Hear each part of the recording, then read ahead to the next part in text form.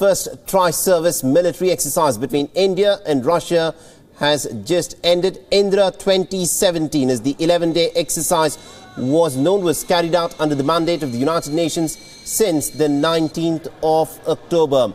The Indian and the Russian task forces, comprising of armoured and mechanized infantry, supported by fighter aircraft and also helicopters, carried out the drills.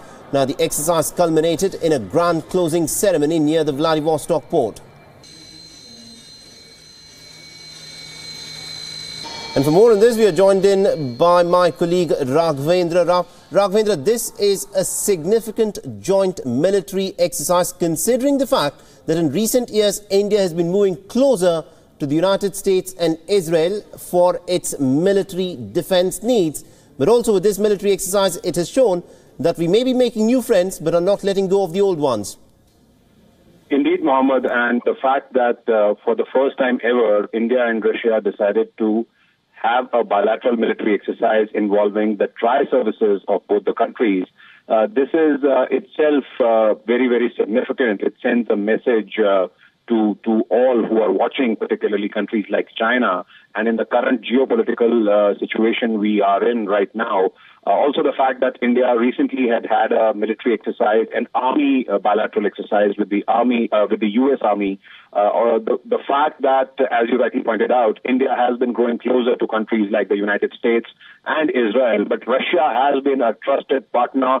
Russia has been an all-weather ally of India for years now, and the proximity these two countries have shared in a lot of areas, particularly defense cooperation, that has only strengthened over the past few years. Now, that is, it is correct to say that India is indeed now, getting closer to other countries as well.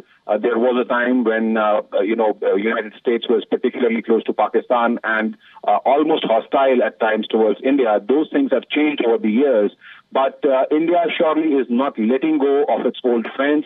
This particular exercise is very significant given the fact that the three services, the Army, Navy and Air Force of both the countries have conducted joint drills, joint operations over these past 10 days.